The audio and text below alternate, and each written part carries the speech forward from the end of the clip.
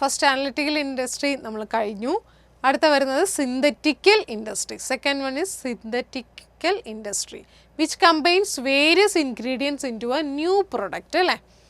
എന്താണ് പല നമ്മൾ പറഞ്ഞതുപോലെ മാനുഫാക്ചറിങ് ഇൻഡസ്ട്രി എന്ന് പറയുമ്പോൾ പല റോ മെറ്റീരിയൽസ് ചേർത്തിട്ട് പുതിയൊരു പ്രൊഡക്റ്റ് ഉണ്ടാക്കുന്നു എന്ന് പറഞ്ഞല്ലേ. അപ്പോൾ മാനുഫാക്ചറിങ് ഇൻഡസ്ട്രിയിൽ വരുന്ന അടുത്ത കാറ്റഗറിയാണ് സിന്തറ്റിക്കൽ ഇൻഡസ്ട്രി എന്നാണ്. ഇവിടെയാണ് നമ്മൾ എന്ത് ചെയ്യുന്നത്, പല സ്ഥലങ്ങളിൽ നിന്നും കിട്ടുന്ന റോ മെറ്റീരിയൽസ് എല്ലാം കൂടെ ചേർത്തിട്ട് നമ്മളൊരു പുതിയ പ്രോഡക്റ്റാക്കി എടുക്കുന്നത്.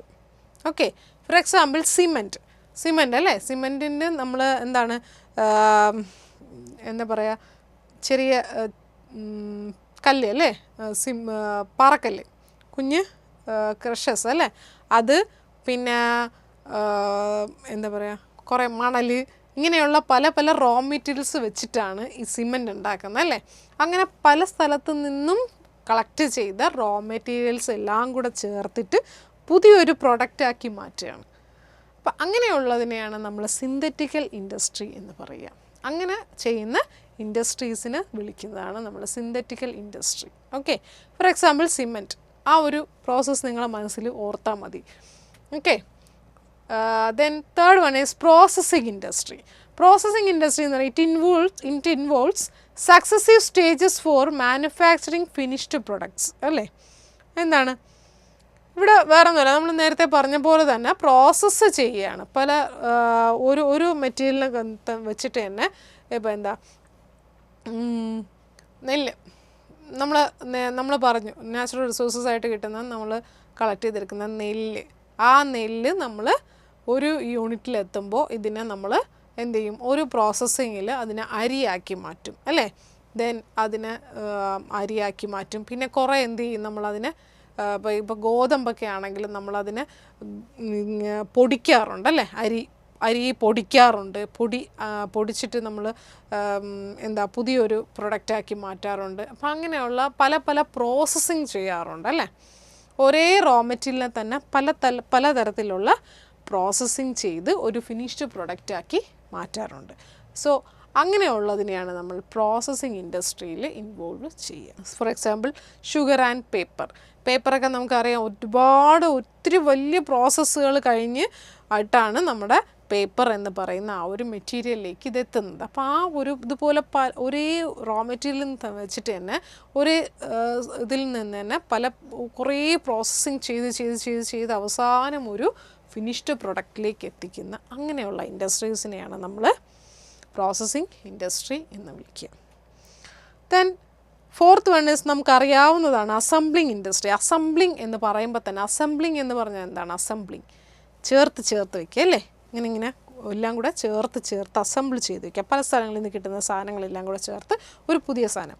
അതായത് ഫോർ എക്സാമ്പിൾ നമുക്ക് ഏറ്റവും എളുപ്പത്തിൽ അത് എക്സാമ്പിൾ പറയാൻ പറ്റുന്നൊരു കാര്യമുണ്ട്, കമ്പ്യൂട്ടർ അല്ലേ. ഇപ്പോഴൊക്കെ പണ്ടൊക്കെ നമ്മൾ കമ്പ്യൂട്ടർ വാങ്ങുന്ന സമയത്ത് എല്ലാം ഇങ്ങനെ നമുക്കറിയില്ല, എൻ്റെ കുട്ടിക്കാലത്ത് അതൊന്നും നമുക്കറിയത്തില്ലായിരുന്നു. കാരണം ഇതെല്ലാം ഇങ്ങനെ കൊണ്ടങ്ങ് വെക്കുകയാണ്. പക്ഷേ ഇന്നങ്ങനെയല്ല. ഇന്ന് മോണിറ്റർ ഈ കമ്പനിയുടെ, ഓക്കെ, സ്പീക്കർ വേറെ കമ്പനിയുടെ, അങ്ങനെ പല സ്ഥലങ്ങളിൽ നിന്നുമാണ് നമ്മുടെ മദർ ബോർഡ് ഇതെല്ലാം എന്താണ് ഇങ്ങനെ അസംബിൾ ചെയ്യുകയാണ് അല്ലേ. പല പാർട്സായിട്ട് അസംബിൾ ചെയ്തെടുക്കുകയാണ്. ഇങ്ങനെയുള്ളതിനെയാണ് അസംബ്ലിങ് ഇൻഡസ്ട്രിയിൽ വരുന്നത്. So assembles different component part two make A new product. എന്താണ് പിന്നെ വേറെ അതുപോലെ തന്നെ ടെലിവിഷൻ നമ്മൾ പല സ്ഥലങ്ങളിൽ നിന്ന് കിട്ടുന്ന പല കമ്പോണൻസ്, പല കമ്പനിയുടെ പല കമ്പോണൻസ് വെച്ചിട്ടായിരിക്കും ചിലപ്പോൾ നമുക്ക് ചെയ്യുന്നത്. അത് പുതിയൊരു ടെലിവിഷനാക്കി മാറ്റും. അതുപോലെ കാർ അല്ലേ. കാറിൻ്റെ നമുക്കറിയാം, കാറിൻ്റെ ബോഡി ഫുൾ ചെയ്യുന്ന ഒരാളായിരിക്കും ചിലപ്പോൾ. അതിൻ്റെ ടയർ വേറൊരായിരിക്കും, MRF, അങ്ങനെ എന്തൊക്കെ കുറേ കമ്പനികളുണ്ടല്ലോ. അപ്പോൾ അങ്ങനെ പല ഓരോ പാർട്സ്, ഒരു മെറ്റീരിയലിൻ്റെ പല പാർട്സ് അല്ലെങ്കിൽ കമ്പോണൻസ് എന്തായിരിക്കും അസംബിൾ ചെയ്തെടുക്കുന്നതാണ്. പല സ്ഥലങ്ങളിൽ നിന്നും അസംബിൾ ചെയ്തെടുത്തിട്ട് ഒരു പുതിയ പ്രൊഡക്റ്റാക്കി മാറ്റുക. അതാണ് അസംബ്ലിങ് ഇൻഡസ്ട്രിയിൽ വരുന്നത്. ഓക്കെ, അപ്പോൾ നമുക്ക് ഒന്ന് റീകോൾ ചെയ്യാം. ഫസ്റ്റ് പ്രൈമറി ഇൻഡസ്ട്രിയിൽ ഏതൊക്കെയാണ്? Extracting industry, genetic industry. Then secondary ഇൻഡസ്ട്രിയിൽ വരുമ്പോൾ ഏതാണ്? സെക്കൻഡറി ഇൻഡസ്ട്രിയിൽ analytical industry and synthetical industry. Third one is processing industry and the fourth one is assembling industry. അങ്ങനെ 4 കഴിഞ്ഞു അല്ലേ? ഇനി അടുത്ത എന്താണ്? ബി. അതായത് ബി എന്ന് പറയുമ്പോൾ ഏതാണ്? ബി എന്ന് പറയുമ്പോൾ ഏതിലാണ് വരുന്നത്? ഇവിടെ സെക്കൻഡറി ഇൻഡസ്ട്രിയെ മെയിനായിട്ട് മാനുഫാക്ചറിങ് ഇൻഡസ്ട്രി എന്നും കൺസ്ട്രക്ഷൻ ഇൻഡസ്ട്രി എന്നും ഡിവൈഡ് അല്ലെങ്കിൽ കാറ്റഗറൈസ് ചെയ്തിട്ടുണ്ട്. അതിലെ മാനുഫാക്ചറിങ് ഇൻഡസ്ട്രിയാണ് നമ്മൾ അനലിറ്റിക്കൽ എന്നും സിന്തറ്റിക്കൽ എന്നും പ്രോസസ്സിംഗ് എന്നും അസംബ്ലിംഗ് എന്നും പഠിച്ചത്. അതിൽ ബി മാനുഫാക്ചറിങ് കഴിഞ്ഞ് അടുത്ത ബി ആണ് കാറ്റഗറിയാണ് ഇത് കൺസ്ട്രക്ഷൻ ഇൻഡസ്ട്രി. കൺസ്ട്രക്ഷൻ ഇൻഡസ്ട്രീസ് എന്ന് പറഞ്ഞാൽ നമുക്ക് പ്രത്യേകിച്ച് പഠിക്കേണ്ടതായിട്ടൊന്നുമില്ല. കൺസ്ട്രക്ഷൻ എന്ന് പറയുമ്പോൾ തന്നെ നമുക്കറിയാം കൺസ്ട്രക്ഷൻ ചെയ്യുന്നതിനെയാണ് നമ്മൾ കൺസ്ട്രക്ഷൻ ഇൻഡസ്ട്രി. കൺസ്ട്രക്ഷൻ ചെയ്യുന്നത് എല്ലാത്തിനെയും നമ്മൾ എന്ത് പറയും? ഇൻഡസ്ട്രീസ് എന്ന് പറയും, കൺസ്ട്രക്ഷൻ ഇൻഡസ്ട്രീസ് എന്ന് പറയും. ഫോർ എക്സാമ്പിൾ എന്താണ്? ബിൽഡിംഗ് പണിയുക, വലിയ വലിയ ബിൽഡിങ്സ് പണിയുക, dam, construction of dam, road, ഇതെല്ലാം എന്താണ്? കൺസ്ട്രക്ഷൻ ഇൻഡസ്ട്രിയിൽ വരുന്നതാണ്. ഇതെല്ലാം അതിന് പ്രത്യേകിച്ച് എക്സ്പ്ലനേഷൻ ഒന്നും ആവശ്യമില്ല, നമുക്കറിയാം. കൺസ്ട്രക്ഷൻ ഇൻഡസ്ട്രീസ് എന്ന് പറഞ്ഞാൽ എന്താണ്? Industries involve in the construction of dams, buildings, roads etcetera. Okay, അപ്പോൾ അത്രയും കഴിഞ്ഞു. മാനുഫാക്ചറിങ് ഇൻഡസ്ട്രി, അതിൻ്റെ എക്സ്പ്ലനേഷൻസ്, മാനുഫാക്ചറിങ്ങിൻ്റെ കാറ്റഗറീസ് എല്ലാം നമ്മൾ കഴിഞ്ഞു. ദെൻ കൺസ്ട്രക്ഷൻ ഇൻഡസ്ട്രീസായി, കൺസ്ട്രക്ഷൻ ഇൻഡസ്ട്രീസിൻ്റെയും എക്സാമ്പിൾസ് കഴിഞ്ഞു. അടുത്ത വരുന്നത് എന്താണ്? Territory industries. ടെറിട്ടറി ഇൻഡസ്ട്രി എന്ന് പറഞ്ഞാൽ എന്താണ്? These industries providing support services to primary and secondary industries as well as to trade. അപ്പോൾ ടെറിട്ടറി ഇൻഡസ്ട്രീസ് എന്ന് പറഞ്ഞാൽ എന്താണ്? നമ്മളിപ്പോൾ പറഞ്ഞു, നമ്മൾ നേരത്തെയൊക്കെ പഠിച്ചത് ഇൻഡസ്ട്രീസ് എന്നാൽ എന്താണ്, ഇങ്ങനെയൊക്കെ നമ്മൾ പഠിച്ചല്ലേ. അപ്പോൾ ഈ ഇൻഡസ്ട്രീസ് ഉൽപ്പാദിപ്പിക്കുന്ന പല ഇൻഡസ്ട്രീസിൽ നിന്നും, ഇപ്പം നമ്മൾ പറഞ്ഞു cotton raw material natural resources ആണ്. അതിൽ നിന്നും എടുത്ത് പ്രൈമറി ഇൻഡസ്ട്രിയിൽ കളക്ട് ചെയ്ത് വച്ചു. അതിനുശേഷം അവിടെ നിന്നും നെക്സ്റ്റ് സെക്കൻഡറി ഇൻഡസ്ട്രിയിലേക്ക് അത് കൊണ്ടുപോവുകയാണ് അല്ലേ. ഇത് കോട്ടൺ ഇങ്ങനെ എടുത്ത് വെച്ചിട്ട് വീണ്ടും സെക്കൻഡറി ഇൻഡസ്ട്രീസിൽ പോയിട്ടാണ് അതിനെ എന്ത് ചെയ്യുന്നത്? പ്രോസസ്സ് ചെയ്യുന്നത് അല്ലേ.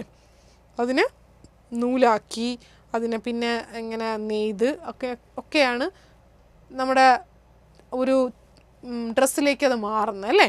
അപ്പോൾ ഇങ്ങനെയൊക്കെ ചെയ്തു വെച്ചു. സെക്കൻഡറി ഇൻഡസ്ട്രിയിൽ ഈ പ്രോസസ്സിങ് ഒക്കെ ചെയ്തു വെച്ചതിന് ശേഷം അവിടെ അങ്ങനെ വെറുതെ വെച്ചിരുന്ന നമുക്ക് കാശ് കിട്ടുമോ? കിട്ടില്ല. പകരം എന്ത് വേണം? ഈ പ്രൊഡ്യൂസ് ചെയ്ത് വെച്ചിരുന്ന അല്ലെങ്കിൽ ഈ പ്രോസസ്സ് ചെയ്ത് വെച്ചിരിക്കുന്ന ഈ ഡ്രസ്സിനെ നമുക്ക് എന്ത് ചെയ്യണം? പബ്ലിക്കിൻ്റെ കയ്യിലേക്ക് എത്തിക്കണം. എന്നാൽ മാത്രമല്ലേ നമുക്കതിന് റിട്ടേൺ കിട്ടുകയുള്ളൂ, ക്യാഷ് കിട്ടുകയുള്ളൂ. അപ്പോൾ അതിനെന്ത് ചെയ്യണം? ഇതിനെ ഇപ്പോൾ ഒരു വലിയ ലോഡായിരിക്കും അല്ലേ. ഈ ലോഡ് നമുക്ക് വേറൊരു സ്ഥലത്തേക്ക് എത്തിക്കണം. അതിനെന്താ ചെയ്യുക? നമ്മളൊരു ലോറി വിളിക്കും അല്ലേ. ആ ലോറി വിളിച്ചതിന് ശേഷം അതിൽ നിന്നും കയറ്റി പല സ്ഥലങ്ങളിലേക്ക് കൊണ്ടെത്തിച്ചു കൊടുക്കും. ചിലപ്പോൾ ദൂരെയുള്ള സ്ഥലങ്ങളൊക്കെ ആയിരിക്കും. അപ്പോൾ എന്ത് ചെയ്യും? വെയർ ഹൗസിലോ മറ്റോ വെച്ചതിന് ശേഷം അവിടെ സ്റ്റോർ ചെയ്തതിന് ശേഷം വീണ്ടും വേറെ എവിടെയെങ്കിലും കൊണ്ടുപോയി തൊട്ടടുത്തുള്ള സ്ഥലത്ത് കൊണ്ടുപോയി ഡിസ്ട്രിബ്യൂട്ട് ചെയ്യും. അപ്പോൾ അങ്ങനെ പല സ്ഥലങ്ങളിൽ കൊണ്ടുപോയി ഇപ്പോൾ ഇവിടെ നമ്മൾ ഉപയോഗിച്ച് ട്രാൻസ്പോർട്ട് ഉപയോഗിച്ചു, വെയർ ഹൗസ് സിസ്റ്റം ഉപയോഗിച്ചു, അങ്ങനെ പല കാര്യങ്ങൾ ഉപയോഗിച്ചിട്ടാണ്. പല സർവീസസ് ഉണ്ട് അല്ലേ. ഇതെല്ലാം ഒരു തരത്തിൽ സർവീസസ് ആണ്. ഇതെല്ലാം ഉപയോഗിച്ചിട്ടാണ് നമ്മൾ പബ്ലിക്കിൻ്റെ കയ്യിലേക്ക് ഇത് കൊണ്ടെത്തിക്കുന്നത്. അപ്പോൾ ഇങ്ങനെയുള്ള, അതായത് ഇൻഡസ്ട്രീസിൽ നമുക്ക് ഈ ഇങ്ങനെയുള്ള സർവീസസും ഇതിനൊക്കെ നമുക്ക് പ്രൈമറി ഇൻഡസ്ട്രിയിൽ നിന്നും സെക്കൻഡറി ഇൻഡസ്ട്രിയിൽ നിന്നും ഒക്കെ കളക്ട് ചെയ്ത് പബ്ലിക്കിൻ്റെ കയ്യിലേക്ക് എത്തിക്കാൻ വേണ്ടിയിട്ട് നമ്മളെ സഹായിക്കുന്ന പലതരം സർവീസസ് ഉണ്ട്. ആ സർവീസസ് ഉൾപ്പെടുന്ന ഇൻഡസ്ട്രിയാണ് ടെറിട്ടറി ഇൻഡസ്ട്രി എന്ന് പറയുന്നത്. So these industries providing support services to primary and secondary industry as well as to trade. ആ ട്രേഡ് എന്ന് പറയുന്ന ആ ഒരു അല്ലെ എക്സ്ചേഞ്ച് ഓഫ് ഗുഡ്സ് ആൻഡ് സർവീസസിനെ എളുപ്പമാക്കാൻ വേണ്ടിയിട്ട് സെക്കൻഡറി ഇൻഡസ്ട്രിയെയും പ്രൈമറി ഇൻഡസ്ട്രിയെയും ഹെൽപ്പ് ചെയ്യുന്ന സർവീസസിന് കൊടുക്കുന്ന ഒരു ഇൻഡസ്ട്രിയാണ് territory industry. For example transport, banking, insurance etcetera. Okay, transport, banking, insurance ഇതെല്ലാം ഇതിൻ്റെ എക്സാമ്പിൾസ് ആണ്. സോ അപ്പം നമ്മുടെ ഇൻഡസ്ട്രീസിൻ്റെ എക്സ്പ്ലനേഷൻ ഇവിടെ കഴിഞ്ഞു. ഓക്കെ, ഇൻഡസ്ട്രീസിൻ്റെ എക്സ്പ്ലനേഷൻ എല്ലാം ഇവിടെ തീർന്നു. അത്രയാണ് നമ്മുടെ ഇൻഡസ്ട്രി. അപ്പം പെട്ടെന്ന് എക്സ്പ്ലെയിൻ ഇൻഡസ്ട്രീസ് എന്ന് ചോദിക്കുകയാണെങ്കിൽ അത്രയും ടോപ്പിക്സാണ് നമ്മൾ കവർ ചെയ്തത് ഇത്രയും നേരം. ഇനി അടുത്ത വരുന്നത് എന്താണ്? കൊമേഴ്സ്. കൊമേഴ്സ് എന്ന് പറയുന്നത് എന്താണ്? നമ്മുടെ ആദ്യം നമ്മൾ പഠിച്ച broadly classification of business activities അല്ലേ? ബിസിനസ് ആക്ടിവിറ്റീസിൻ്റെ ബ്രോഡ് ക്ലാസിഫിക്കേഷനിൽ അടുത്ത ഹെഡിങ്ങാണ് ഏത്? കൊമേഴ്സ് എന്ന് പറഞ്ഞാൽ. ഫസ്റ്റ് ഹെഡിങ് ഏതായിരുന്നു? ഇൻഡസ്ട്രി അല്ലേ? ഫസ്റ്റ് കാറ്റഗറി ഇൻഡസ്ട്രി, അത് കഴിഞ്ഞ് കൊമേഴ്സായി. കൊമേഴ്സിലേക്കാണ് നമ്മളിനി കിടക്കാൻ പോകുന്നത്. എന്താണ് കൊമേഴ്സ്? നമ്മളെല്ലാവരും കൊമേഴ്സ് സ്റ്റുഡൻസ് ആണ്. കൊമേഴ്സ് എന്താണെന്നറിയാം അല്ലേ? അറിയാമല്ലോ അല്ലേ? എന്താണ് commerce? It consist of activities of removing the hindrances of persons, places, time, risk, finance etcetera at the time of transfer of goods and services. എന്താണ് കൊമേഴ്സ് എന്ന് പറയുമ്പോൾ തന്നെ അവിടെ എന്താണ്? നമുക്കറിയാം, ഈ പറയുന്ന എല്ലാ കാര്യങ്ങളും ഉൾപ്പെടുന്ന ഒരു വലിയ ഇതാണ് നമ്മുടെ കൊമേഴ്സ് എന്ന് പറയുന്നത്. ട്രാൻസാക്ഷൻ, നമ്മുടെ ഗുഡ്സ് ആൻഡ് സർവീസസിൻ്റെ ട്രാൻസാക്ഷനൊക്കെ ഉൾപ്പെടുന്ന ഒരു ഇൻഡസ്ട്രിയും എല്ലാം ഉൾപ്പെടുന്ന വലിയ ഇതാണ് നമ്മുടെ കൊമേഴ്സ് എന്ന് പറയുന്നത്. ആ ആക്ടിവിറ്റീസ്, അതായത് നമ്മുടെ ഇവിടെ നടക്കുന്ന ഈ കൊമേഴ്സിൽ നടക്കുന്ന exchange of goods and services എന്ന് പറയുന്ന ഈ ആക്ടിവിറ്റീനെ തടസ്സപ്പെടുത്തുന്നതായ എല്ലാ സാധനങ്ങളെയും, എന്തൊക്കെ തടസ്സങ്ങളാണോ ഉണ്ടാകുന്നത് ആ തടസ്സങ്ങളെല്ലാം നീക്കി ആ പ്രൊഡ്യൂസറിൻ്റെ കയ്യിൽ നിന്നും ഗുഡ്സ് ആൻഡ് സർവീസസ് എല്ലാം നമ്മുടെ കസ്റ്റമേഴ്സിൻ്റെ കയ്യിലേക്ക് എത്തിക്കുക. ഇതെല്ലാം ചെയ്യുന്നതാണ് നമ്മുടെ കൊമേഴ്സ് എന്ന് പറയുന്നത്. അപ്പോൾ it consist of activities of removing the hindrances of persons, എന്താണ്? വ്യക്തികൾ തമ്മിലുള്ള അകലം, പിന്നെ പ്ലേസസ്, ടൈം, റിസ്ക്, ഫിനാൻസ്, ഇങ്ങനെയുള്ള എല്ലാ കാര്യങ്ങളും at the time of transfer of goods and services. ഈ ഗുഡ്സ് ആൻഡ് സർവീസസ് ട്രാൻസ്ഫർ ചെയ്യപ്പെടുന്ന സമയങ്ങളിലെ ഈ പറയുന്ന വ്യക്തികൾ, സ്ഥലം, സമയം, റിസ്ക്, ഫിനാൻസ്, ക്യാഷ്, ഇങ്ങനെയുള്ള സാധനങ്ങളും ആയിട്ടുള്ള ഈ തടസ്സങ്ങൾ, ഇത് മുഖേന ഉണ്ടാകുന്ന തടസ്സങ്ങൾ നീക്കം ചെയ്യുന്നതാണ് നമ്മുടെ കൊമേഴ്സ് എന്ന് പറയുന്ന ആക്ടിവിറ്റി. ഇതെല്ലാം ഉൾപ്പെടുന്നതാണ് നമ്മുടെ ഈ കൊമേഴ്സ് എന്ന് പറയുന്ന activity. Then commerce can be classified into two: trade and auxiliaries to trade. Trade and auxiliaries to trade. Trade എന്നറിയാം, ട്രേഡ് നമുക്കറിയാം അല്ലേ? Buying or selling of goods. Trading എന്ന് പറഞ്ഞാൽ നമുക്കറിയാം അല്ലേ? ട്രേഡ് എന്ന് പറഞ്ഞാൽ എന്താണ്? അങ്ങോട്ടും ഇങ്ങോട്ടും എക്സ്ചേഞ്ച് ചെയ്യുക. ഗുഡ്സ് ആൻഡ് സർവീസസ് നമ്മൾ ആദ്യം മുതലേ പഠിച്ചു വരുന്ന കാര്യമാണ്. ട്രേഡ് എന്ന് പറയുന്നത് buying and selling of goods ആണ്. ദെൻ ഓക്സിലറീസ് ടു ട്രേഡ് എന്ന് പറഞ്ഞാൽ എന്താണ്? Buying or selling of goods. അത് തന്നെയാണ്. എന്താണ് ഓക്സിലറീസ് ടു ട്രേഡ് എന്ന് പറഞ്ഞാൽ? എന്താ പറയുക? ഓക്സിലറീസ് ഈ തടസ്സങ്ങളെ നീക്കാൻ വേണ്ടി ഉപയോഗിക്കുന്ന അല്ലേ, ഓക്സിലറീസ് ടു ട്രേഡ്. അപ്പോൾ ഇതിനാണ് നമുക്ക് അടുത്ത നോക്കാനുള്ളത്. ഇനി നമുക്ക് പഠിക്കാൻ ഫങ്ഷൻസ് ഓഫ് കൊമേഴ്സ്. കൊമേഴ്സിൻ്റെ ഫങ്ഷൻസ് എന്തൊക്കെയാണ് ഫങ്ഷൻസ് ഓഫ് കൊമേഴ്സ്? ഫസ്റ്റ് എന്താണ്? Removal of hindrances of person. എന്താണ്? വ്യക്തികൾ തമ്മിലുള്ള അകലം ഇല്ലാതെയാക്കുക. അതാണ് നമ്മുടെ കൊമേഴ്സിൻ്റെ ആദ്യത്തെ ഫങ്ഷൻ എന്ന് പറയുന്നത് അല്ലേ? Lack of contact between producers and customers. ഈ പ്രൊഡ്യൂസേഴ്സ്, ഞാൻ നേരത്തെ പറഞ്ഞ പോലെ പ്രൊഡ്യൂസേഴ്സും കസ്റ്റമേഴ്സും തമ്മിലുള്ള അകലം അത് മാറ്റുക, ആ തടസ്സത്തെ മാറ്റുക. അത് തന്നെയാണ് കൊമേഴ്സിൻ്റെ ആദ്യത്തെ ഫങ്ഷൻ എന്ന് പറയുന്നത്. അതിനുവേണ്ടി നമുക്ക് എന്തൊക്കെയാണുള്ളത്? എന്തൊക്കെ മാർഗങ്ങളാണുള്ളത്? Communication like telephone, internet, postal services അല്ലേ? ഇപ്പം ഞാൻ ഗുഡ്സ് പ്രൊഡ്യൂസ് ചെയ്യുകയാണ്. അപ്പോൾ ഈ പ്രൊഡ്യൂസ് ചെയ്യുന്ന ഗുഡ്സ് എനിക്ക് മറ്റൊരു സ്ഥലത്തേക്ക് കയറ്റി അയക്കണം അല്ലേ? അല്ലെങ്കിൽ ഞാൻ പ്രൊഡ്യൂസറാണ്. ഓക്കെ, അപ്പോൾ എനിക്ക് ഇത് വേറൊരു വ്യക്തിയുടെ കയ്യിൽ എത്തിക്കണം. അങ്ങനെ ഇതിപ്പോൾ ഞാനിപ്പോൾ ട്രിവാൻഡ്രത്താണ്, എനിക്ക് ഈ ഗുഡ് എത്തിക്കേണ്ടത് ആരുടെ അടുത്താണ്? ഈ എറണാകുളത്തുള്ള ഒരാളുടെ അടുത്താണ്. സോ എനിക്ക് ഈ വ്യക്തിയെ എനിക്ക് നേരിട്ട് അറിയില്ല അല്ലേ. അപ്പം ഞാൻ ഈ വ്യക്തിയുമായിട്ട് ആ കൊണ്ടുപോകാൻ ആ ആളുമായിട്ട് അല്ലെങ്കിൽ ഞാൻ ഏൽപ്പിക്കേണ്ട അല്ലെങ്കിൽ എൻ്റെ കസ്റ്റമറുമായിട്ട് എനിക്ക് കമ്മ്യൂണിക്കേഷൻ വേണം അല്ലേ. എനിക്ക് കമ്മ്യൂണിക്കേഷൻ വേണം, അല്ലാതെ ഞാൻ എങ്ങനെയാണ് ഈ സാധനങ്ങൾ അങ്ങോട്ട് എത്തിക്കുക. എനിക്കൊരു ഇത്ര ദിവസത്തിനുള്ളിൽ ഞാൻ ഇവിടുന്ന് കയറ്റി വിടും. ഇങ്ങനെയൊക്കെയുള്ള ഇൻഫർമേഷൻസ് പാസ് ചെയ്യാൻ വേണ്ടിയിട്ട് എന്താണ്, ടെലിഫോണുണ്ട് അല്ലേ. ഇന്ന് സർവ്വസാധാരണ നമുക്കറിയാവുന്ന കാര്യമാണ്. ടെലിഫോണുണ്ട്, ഇൻ്റർനെറ്റ് ഉണ്ട്, പോസ്റ്റൽ സർവീസസ് ഉണ്ട്. അപ്പം ഞാൻ ഇവിടുന്ന് ഈ സാധനം എടുത്തും കൊണ്ട് രാവിലെ വണ്ടി കയറി അവിടെ പോവുക എന്ന് പറയുന്നത് പോസിബിളാണോ? അല്ല. അപ്പോൾ നമ്മൾ എന്ത് ചെയ്യും? അതിനാണ് നമുക്ക് പോസ്റ്റൽ സർവീസ്. ഇത് നേരെ നമ്മൾ സ്പീഡ് പോസ്റ്റിലോ എന്തെങ്കിലും അയച്ചു കഴിഞ്ഞാൽ ഇത്ര ദിവസം എന്നിട്ട് വിളിച്ച് പറയും, ഇത്ര ദിവസത്തിനുള്ളിൽ സാധനം അവിടെ എത്തും കേട്ടോ എന്ന് പറയും. അപ്പോൾ ആ ഒരു രണ്ട് വ്യക്തികൾ തമ്മിലുള്ള അകലം ഇല്ലാതാക്കുകയാണ് ചെയ്യുന്നത്. ഇത് തന്നെയാണ് കൊമേഴ്സിൻ്റെ ഫസ്റ്റ് ഫങ്ഷൻ എന്ന് പറയുന്നത്, removal of hindrances of person. Okay, അതിന് നമ്മുടെ ഹെൽപ്പ് ചെയ്യുന്ന സർവീസസ് ഏതൊക്കെയാണ്? Telephone service, internet service and postal services. Okay, then second function is removal of hindrance of place. നേരത്തെ ഞാൻ പറഞ്ഞത് തന്നെയാണ് പ്ലേസ്. ഞാൻ ഇവിടെ നിൽക്കുന്ന ഒരാൾ, ഞാൻ ഇവിടെയാണ് സാധനം, ട്രിവാൻഡ്രത്താണ് സാധനം പ്രൊഡ്യൂസ് ചെയ്യുന്നത്. എനിക്ക് കയറ്റി അയക്കേണ്ടത് വല്ല ജയ്പൂരിലോ അല്ലെങ്കിൽ വല്ല ബോംബെയിലോ ഒക്കെ ആണെന്ന് വിചാരിക്കാം. എനിക്ക് ഇവിടുന്ന് എങ്ങനെ കയറ്റി അയക്കാൻ പറ്റും? എനിക്കൊരു വണ്ടി അറേഞ്ച് ചെയ്യാൻ പറ്റും അല്ലേ, ഒരു ട്രാൻസ്പോർട്ട് സർവീസ് അറേഞ്ച് ചെയ്യാൻ പറ്റും. ഓക്കെ, അങ്ങോട്ടേക്ക്. അപ്പോൾ അവിടെ ആ ഏരിയയിൽ തന്നെ എനിക്ക് ഒത്തിരി കടകളുണ്ടാവും. എൻ്റെ സാധനം ഞാൻ ഉൽപ്പാദിപ്പിക്കുന്ന ആ പ്രൊഡക്റ്റ് വിൽക്കാൻ സാധ്യതയുള്ള അല്ലെങ്കിൽ വിൽക്കപ്പെടാൻ സാധ്യതയുള്ള ഒരുപാട് സ്ഥലങ്ങൾ അതിൻ്റെ ചുറ്റുവട്ടത്ത് തന്നെ ഉണ്ടാവും അല്ലേ. അപ്പോൾ ഇതെല്ലാം കൂടി എനിക്ക് എങ്ങനെ കൊണ്ടുപോകാൻ പറ്റും?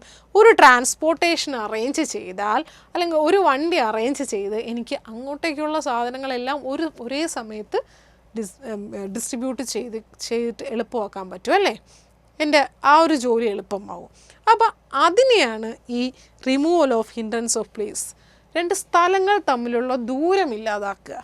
അതാണ് കൊമേഴ്സിൻ്റെ രണ്ടാമത്തെ ഫങ്ഷൻ എന്ന് പറയുന്നത്. അത് ഏതിലൂടെയാണ് സാധ്യമാകുന്നത്? ട്രാൻസ്പോർട്ടേഷനിലൂടെയാണ് നമുക്ക് സാധ്യമാകുക അല്ലേ. നമുക്കത് സാധ്യമാകുന്ന ട്രാൻസ്പോർട്ടേഷൻ എന്ന് പറയുന്ന സർവീസസിലൂടെയാണ്. സോ ഇപ്പോൾ രണ്ട് ഫങ്ഷൻ നമ്മൾ പഠിച്ചു. Hindrances of person, removal of hindrances of person and removal of hindrance of place. The next one is removal of hindrances of risk. Removal of hindrance of risk. നമുക്കറിയാം risk ഒരുപാടുണ്ടല്ലേ. Risk ഈ ഒരു എന്താ പറയുക, നമുക്കിപ്പോൾ ഞാൻ പറഞ്ഞു നമ്മുടെ ബിസിനസ് എന്ന് പറയുന്ന ഒരു ഇതിനകത്ത് തന്നെ ഒരുപാട് റിസ്ക്കുകൾ നമുക്ക് ഫേസ് ചെയ്യേണ്ടതായിട്ട് വരും അല്ലേ. അതിൽ തന്നെ ഉള്ളതാണ് എന്താണ്, തീപിടുത്തം, തെഫ്റ്റ്, മോഷണം, ഡാമേജ്, നശിച്ചു പോകുന്ന, ഇങ്ങനെയുള്ള ഒരുപാട് കാര്യങ്ങൾ അതിനകത്ത് വരാറുണ്ടല്ലേ. അപ്പോൾ ഇതിനെയെല്ലാം ഓവർകം ചെയ്യാൻ വേണ്ടിയിട്ട് ഇപ്പം ഞാൻ നേരത്തെ ഞാൻ പറഞ്ഞു ട്രാൻസ്പോർട്ടേഷൻ സർവീസൊക്കെ അറേഞ്ച് ചെയ്തു. ഓക്കെ, പക്ഷേ സപ്പോസ് ഈ പോകുന്ന വഴി പെട്ടെന്നൊരു എനിക്ക് അന്നത്തെ ദിവസം തന്നെ എത്തിക്കാൻ പറ്റുന്നില്ല, അല്ലെങ്കിൽ മറ്റൊരു ദിവസത്തേക്കാണ് എനിക്ക് അവിടെ ഇറക്കേണ്ടത് എന്നൊക്കെ ഉള്ള ആ ഒരു പ്രശ്നം വരുമ്പോൾ എനിക്ക് എന്ത് ചെയ്യാൻ പറ്റും? അവിടെ ഒരിടത്ത് സ്റ്റോർ ചെയ്യാൻ പറ്റും അല്ലേ. എന്തെങ്കിലും എൻ്റെ പ്രോഡക്ട്സ് നമുക്ക് ഒരിടത്ത് സ്റ്റോർ ചെയ്യാനൊക്കെ സാധിക്കും. അപ്പം അങ്ങനെ എനിക്ക് ആ ഒരു ബുദ്ധിമുട്ടില്ലാതാക്കാൻ സാധിക്കും. അതേപോലെയുള്ള റിസ്ക് ഇല്ലാതാക്കാൻ വേണ്ടിയിട്ട് എന്തെങ്കിലുമൊക്കെ കൊമേഴ്സിന് ചെയ്യാൻ എന്തെങ്കിലുമൊക്കെ ഒരു കൊമേഴ്സിൽ നമ്മൾ പ്രൊഡക്റ്റ് എന്ന് പറയുമ്പം നമ്മൾ പല സാധനങ്ങൾ ഉൽപ്പാദിപ്പിക്കും, പല സീസൺ വൈസായിട്ടുള്ള കാര്യങ്ങളുണ്ട് അല്ലേ. അപ്പോൾ ഇതൊക്കെ ചിലപ്പോൾ മോഷണം പോവും അല്ലേ. ഞാനിപ്പോൾ കുറേ സാധനങ്ങൾ ഇങ്ങനെ ഉണ്ടാക്കി വെച്ചിട്ടുണ്ട്, പ്രൊഡ്യൂസ് ചെയ്ത് ഞാനിങ്ങനെ സ്റ്റോർ ചെയ്ത് എൻ്റെ ഫാക്ടറിയിൽ ഗോഡൗണിൽ ഞാൻ സ്റ്റോർ ചെയ്ത് വെച്ചിട്ടുണ്ട്. പെട്ടെന്നൊരു ദിവസം എന്ത് ചെയ്തു, ഇതെല്ലാം കൂടെ അങ്ങ് തീ പിടിച്ചു. എനിക്കങ്ങ് എല്ലാം പോയി, ഒന്നും എടുക്കാൻ പറ്റുന്നില്ല, മൊത്തം കത്തിപ്പോയി. എന്ത് ചെയ്യാൻ പറ്റും? എനിക്ക് അത്രയും നഷ്ടം വരത്തില്ലേ. അപ്പോൾ ഈ നഷ്ടം ഫേസ് ചെയ്യണമെങ്കിൽ അതായത് ഇതൊരു റിസ്ക്കാണ്. എന്നെ സംബന്ധിച്ച് എന്താണ് ഇതൊരു റിസ്ക്കാണ്, ദാറ്റ് ഈസ് ഫയർ അല്ലേ.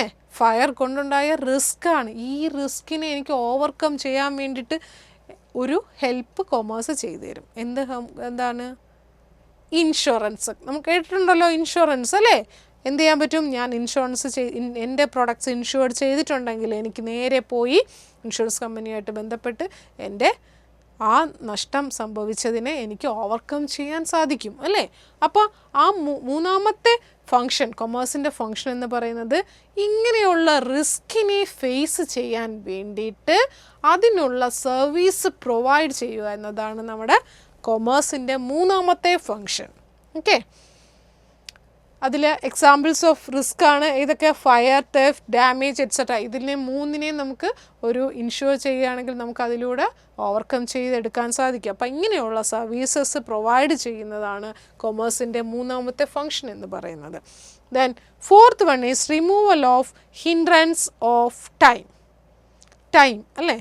ടൈം അതൊരു വളരെ ഇമ്പോർട്ടൻ്റ് ആയിട്ടുള്ളൊരു ഫാക്റ്റാണ് അല്ലേ? ടൈം എന്താണ്? Some goods are not sold or consumed immediately after production.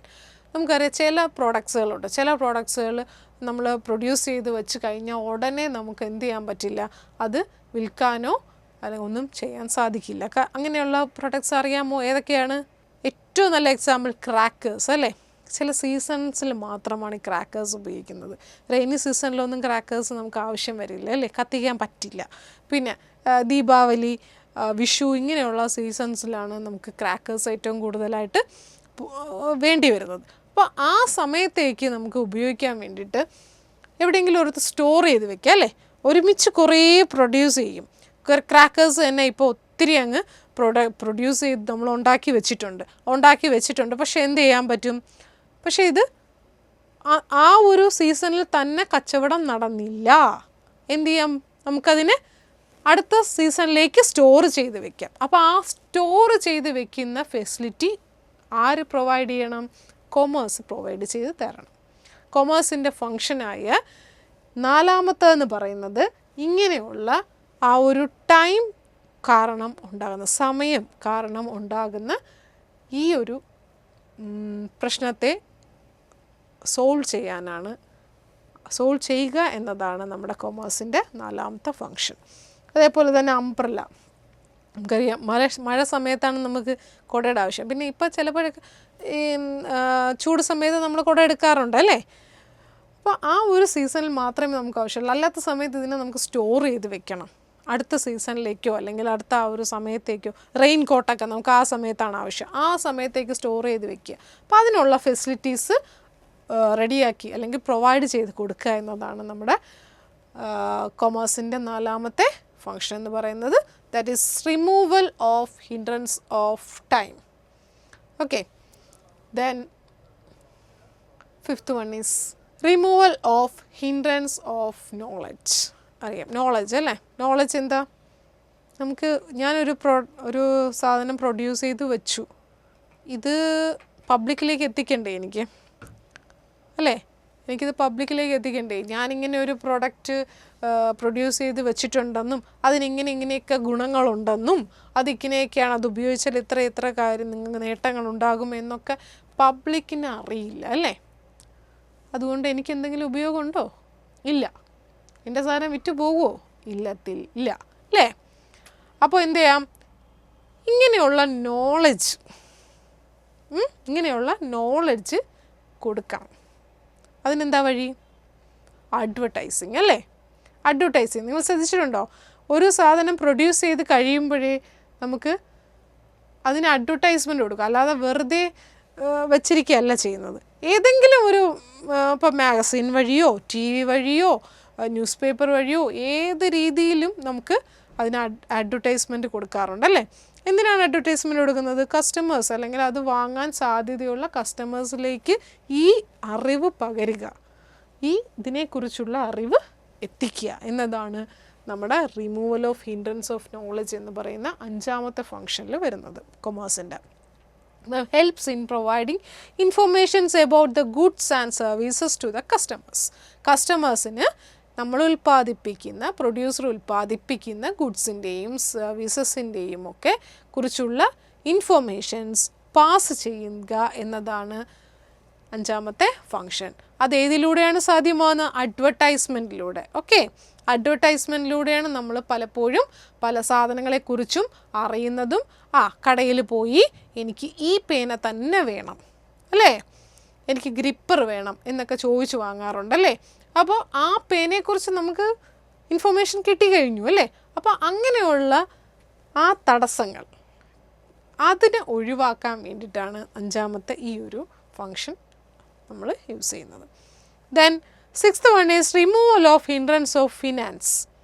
Removal of hindrance of finance. It helps business activities to overcome the problem of finance. എന്താണ് finance എന്ന് പറയുന്ന ഒരു വലിയ ഫാക്ടറാണ് അല്ലേ. നമുക്ക് ഒരു ബിസിനസ് ചെയ്യണമെങ്കിൽ നമ്മൾ ആദ്യം മുതലേ പറയുന്ന കാര്യം നമുക്ക് ഇൻവെസ്റ്റ്മെൻറ്റ് വേണം. അപ്പോൾ ആ ആക്ടിവിറ്റീസിൽ നമുക്ക് എന്തെങ്കിലും പെട്ടെന്നൊരു അത്യാവശ്യം വരികയാണ്, എനിക്ക് കുറച്ച് സാധനം ഉൽപ്പാദിപ്പിക്കേണ്ട ആവശ്യമുണ്ട്, പക്ഷേ എൻ്റെ കയ്യിൽ ഫണ്ടില്ല. സോ എനിക്ക് എന്ത് ചെയ്യാൻ പറ്റും? ചുമ്മാ ആരുടെങ്കിലും പോയി, അതും നിസ്സാര പൈസയൊന്നും ആയിരിക്കില്ല, ചിലപ്പോൾ ലക്ഷങ്ങളൊക്കെ ആയിരിക്കും. അതൊക്കെ എനിക്ക് പോയി ആരുടെങ്കിലും പോയി ചോദിച്ചാൽ ആരെങ്കിലും തരുമോ? തരത്തില്ല. അപ്പോൾ അതിന് വേണ്ട സൗകര്യം ഒരുക്കി കൊടുക്കുക എന്നതാണ് കൊമേഴ്സിൻ്റെ അടുത്ത ആറാമത്തെ ഫങ്ഷൻ എന്ന് പറയുന്നത്. അത് ഏതിലൂടെ സാധിക്കാം? ബാങ്കിങ് അല്ലേ. ഏതിലൂടെയാണ്? ബാങ്കിങ്. നമുക്കറിയാം ബാങ്കിലൂടെ ലോൺ എടുക്കാറുണ്ട് അല്ലേ. ബാങ്കിലൂടെ നമ്മുടെ പ്രൊഡ്യൂസേഴ്സ് എല്ലാം അല്ലെങ്കിൽ ഇങ്ങനെയുള്ള ആൾക്കാരൊക്കെ പോയി ലോൺ എടുക്കാറുണ്ട്. എന്തിനാണ്? അവർക്ക് വേണ്ട ഫണ്ട് കൊടുക്കുക അല്ലേ. അവർക്ക് വേണ്ടി പുതിയ സ്കീമുകൾ കൊടുക്കുക, പുതിയ ലോൺസിൻ്റെ പുതിയ ടൈപ്പ് ഓഫ് ലോൺസ്, അതുപോലെ ഇൻട്രസ്റ്റ് റേറ്റ് കുറച്ചിട്ടുള്ള ലോൺസ്, ഇങ്ങനെയൊക്കെ ഉള്ളത് പ്രൊവൈഡ് ചെയ്യുക. അതാണ് നമ്മുടെ removal of hindrance of finance എന്ന് പറയുന്ന സ്റ്റേജിൽ. അപ്പോൾ ഇത്രയാണ് നമ്മുടെ കൊമേഴ്സിൻ്റെ ഫങ്ഷൻസ് എന്ന് പറയുന്നത്. ഈ 6 ഫങ്ഷൻസാണ് നമ്മുടെ മെയിനായിട്ട് കൊമേഴ്സിൻ്റെ ഫങ്ഷൻസ് എന്ന് പറയുന്ന സ്റ്റേജിൽ വരുന്നത്. അപ്പോൾ ഇതൊക്കെ ചിലപ്പോൾ ഇങ്ങനെ ഇങ്ങനെ ചോദിക്കാറുണ്ട്. ചെറിയ ക്വസ്റ്റ്യൻസ് ആയിട്ട് മൾട്ടിപ്പിൾ ചോയ്സിൽ വരാറുണ്ട്. Removal of hindrance of dash അല്ലെങ്കിൽ പ്ലേസ് എന്തൊക്കെ ഓപ്ഷൻ തന്നിട്ട് ചോദിക്കാറുണ്ട്. അപ്പോൾ അങ്ങനെയൊക്കെ വരുമ്പം ഇതൊക്കെ ഓർത്ത് വച്ചിരിക്കണം. അപ്പോൾ ഇത്രയും ഫങ്ഷൻസ് നിങ്ങൾ ഓർക്കുക. അടുത്തതിലോട്ട് പോകാം. അടുത്തതെന്ന് പറയുന്നത് എന്താണ്? ട്രേഡാണ് അല്ലേ. ട്രേഡ് നമ്മൾ നേരത്തെ നോക്കി. ട്രേഡ് എന്ന് പറയുന്നത് എന്താണ്? Buying and selling of goods അല്ലേ. അതും സെയിം തന്നെയാണ്. ട്രേഡ് എന്ന് പറയുന്നത് എന്താണ്? സാധനങ്ങളും സേവനങ്ങളും ഒക്കെ അങ്ങോട്ടും ഇങ്ങോട്ടും ഒക്കെ എക്സ്ചേഞ്ച് ചെയ്യുന്നതിനെയാണ് നമ്മൾ ട്രേഡ് എന്ന് പറയുന്നത്. Buying and selling of goods, അത്രയേ ഉള്ളൂ. ബാക്കി നമുക്ക് എഴുതാവുന്നതേ ഉള്ളൂ അല്ലേ. സിമ്പിളായിട്ടുള്ള കാര്യമാണ്. ഈ ട്രേഡിനെ തന്നെ വീണ്ടും again classified into home trade and foreign trade എന്ന് ക്ലാസിഫൈ ചെയ്തിട്ടുണ്ട്. ട്രേഡിനെ തന്നെ എത്രയായിട്ട് ക്ലാസിഫൈ ചെയ്തിട്ടുണ്ട്? 2ആയിട്ട്, ഹോം ട്രേഡ് എന്നും ഫോറിൻ ട്രേഡ് എന്നും. അപ്പോൾ ഹോം ട്രേഡ് എന്ന് പറയുമ്പോൾ wholesale and retail sale. Home ട്രേഡിനെ again classified into wholesale and retail sale. ഇവർ നമുക്കറിയാം അല്ലേ, നമ്മൾ കേട്ടിട്ടുണ്ട് ഹോൾസെയിലും റീറ്റെയിലറും ഒക്കെ അല്ലേ. എന്താണ് ഇപ്പോൾ ഹോൾസെയിൽ റീറ്റെയിലർ ഫോറിൻ ട്രേഡിനെ കുറിച്ച് നമ്മൾ നോക്കാം. ആദ്യം നമുക്ക് ഹോം ട്രേഡ് എന്താണെന്ന് നോക്കാം. First head home trade. Home trade എന്ന് പറഞ്ഞാൽ buying and selling of goods within the country. എന്താണ്? നമ്മുടെ രാജ്യത്തിനകത്ത് സാധനങ്ങൾ വാങ്ങുകയും വിൽക്കുകയും ഒക്കെ ചെയ്യുന്ന, അകത്ത് മാത്രം, നമ്മുടെ രാജ്യത്തിനകത്ത് മാത്രമായിട്ട് സാധനങ്ങൾ വാങ്ങുക, വിൽക്കുക, ഇങ്ങനെയുള്ള പരിപാടി, ഇങ്ങനെയുള്ള ആക്ടിവിറ്റീസ് എക്സ്ചേഞ്ച് ചെയ്യുന്നതിനെയാണ് നമ്മൾ ഹോം ട്രേഡ് എന്ന് പറയുക. ഓക്കെ, അതിൽ തന്നെ 2 കാറ്റഗറിയാണുള്ളത്. നേരത്തെ നമ്മൾ നോക്കി, ഹോൾസെയിലറും റീറ്റെയിലറും. Wholesale trade and retail trade. Wholesale trade എന്ന് പറഞ്ഞാൽ എന്താണ്? Buying and selling of goods in large quantities അല്ലേ. ഗുഡ്സൊക്കെ വലിയ ക്വാണ്ടിറ്റീസ്. നമുക്കറിയാം ഹോൾസെയിലേഴ്സിന് നമുക്കറിയാമല്ലോ അല്ലേ. ഹോൾസെയിലേഴ്സ് എന്ന് പറഞ്ഞാൽ ആരാണ്? എല്ലാ സാധനങ്ങളും എന്ത് ചെയ്യും? ഒരു ബൾക്കായിട്ട് വലിയ ക്വാണ്ടിറ്റീസിൽ വാങ്ങിച്ച് സ്റ്റോർ ചെയ്ത് വയ്ക്കും. അതാണ് ഹോൾസെയിലേഴ്സ്. ഓക്കെ, ഹോൾസെയിൽ ട്രേഡ് എന്ന് പറഞ്ഞാൽ എന്താണ്? Buying and selling of goods in large quantities സാധനങ്ങൾ വാങ്ങിച്ച് സ്റ്റോർ ചെയ്യുന്നതാണ് ഹോൾസെയിൽ ട്രേഡ് എന്ന് പറയുന്നത്. ദെൻ റീറ്റെയിൽ ട്രേഡ് എന്ന് പറഞ്ഞാലോ, റീറ്റെയിൽ ട്രേഡ് എന്ന് പറയുമ്പോൾ buying and selling of goods in small quantities. അതായത് ഇവരുടെ അത്രയും ഒന്നും ബൾക്കായിട്ട് സ്റ്റോർ ചെയ്യാറില്ല. പകരം എന്താണ്? ഈ പറഞ്ഞ ഇതുപോലുള്ള ഹോൾസെയിലേഴ്സിൻ്റെ കയ്യിൽ നിന്നും സാധനങ്ങൾ റീറ്റെയിൽ പ്രൈസ് കുറച്ചുകൂടെ വില താഴ്ത്തി, അതായത് ഇവർക്ക് ഒരു റേറ്റിന് കിട്ടും. ആ സാധനത്തെ അല്പം കൂടി അവർക്കും കൂടെ അവരുടെ ലാഭം കൂടി നോക്കിയിട്ട് കുറച്ച് വില കുറച്ച് ആർക്ക് കൊടുക്കും? റീറ്റെയിൽ ട്രേഡേഴ്സിന് കൊടുക്കും. റീറ്റെയിൽ ട്രേഡേഴ്സ് അതിൽ നിന്ന് കുറച്ച് ഇപ്പം എന്താ നമ്മൾ ഡ്രസ്സൊക്കെ വാങ്ങിക്കാറുണ്ട്, തുണിയൊക്കെ വാങ്ങിക്കാറുണ്ട് ഹോൾസെയിലേഴ്സിൻ്റെ കടയിൽ.